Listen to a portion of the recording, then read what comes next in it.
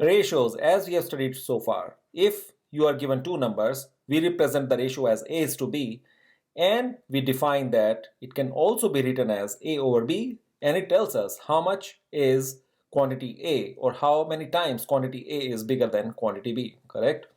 Now keep this in mind, here we are talking about a relation between two quantities, correct? Now keeping this in mind, consider this specific scenario. A census on population is being taken and the data reveals that between two towns, the ratio of men to women is 8 to 9 in town 1 and 20 is to 22.5 in town 2. So what do you notice? What exactly is happening here? What's happening here is that in addition to the ratio of men to women in town 1, we are also want to compare the ratio of town 1 to town 2. So instead of just comparing two quantities, we want to compare two ratios, right? And that is exactly where the concept of proportions comes in. Meaning, two ratios are said to be equivalent or proportionate to each other if we can define that general relation to be such that A is to B is proportionate to C is to D. Okay. Now you will ask, what is A is to B and C is to D? A is to B can be said as ratio of two numbers in ratio 1, and C is to D can be said as ratio of two numbers in ratio 2. As simple as that, right? Now there are two methods to compare this equivalency, and we will go through both of them right now. So we will say this side we will follow method 1, and on this side we will follow method 2. So we need to define few terms here. The first term is, in this set of numbers, the quantity A and the quantity B, these are the numbers which are on the outside of this entire relation of numbers. These are called extremes. All right.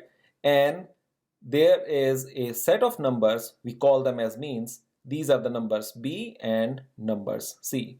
Meaning what is outside is called extremes, what is inside is called means. All right. So method 1 tells us that if the product of extremes, meaning A times D, is equal to the product of means, then the ratios are said to be in proportion to each other. All right. And the method 2 tells us that if you define the ratio 1 as A over B, and if you can identify some multiplier M, and by using that multiplier 2 ratio 1, if you can obtain ratio 2, which is C over D, then these two ratios are said to be equivalent. All right. So let's go through both of these using our given scenario right here. All right. So what are my extremes and what are my means in case 1? My extremes are, so let me rewrite my numbers here. So the first set of number is 8 is to 9, and the second set of number is 20 is to 22.5, correct? So my extremes are dotted red here, 8 and 22.5, and my means are dotted green here, correct? So let's find their product and see what happens. So extremes 8 times 22.5, right? And means will be 9 times 20. Okay. Now this product leads to 180, and this product, if you do the math, also leads to 180. That means they both are equal. Hence, we will say that the town 1 ratio is equal to the town 2 ratio. And we put a yes mark here. But let us see how our method 2 gives us this result. Okay, so I will say that A is to B is 8 is to 9. And what is C is to D? C is to D is 20 over 22.5. Simple enough, right? Now, how do I obtain a multiplier so that I can obtain the similar ratio, right? What if I find that multiplier to be, if I multiply 8 with 2.5, I get 20 here, right? It seems working, correct? So I have to multiply the denominator as well with 2.5, right? And the moment I do this, I get 8 times 2.5 is 20, and 9 times 2.5 is 22.5, which is exactly same as this quantity, correct? So these two quantities are equal. So both ways, using both methods, we find the same result. And the result is the town 1 ratio is equal to the town 2 ratio, or the ratios are equivalent. Okay, let us go through one more example. We want to find out if the ratio 2:5 is the same as the ratio 6:15, and there is a question mark. All right. So I will follow the method. So let us rewrite our numbers here. A is to B and C is to D.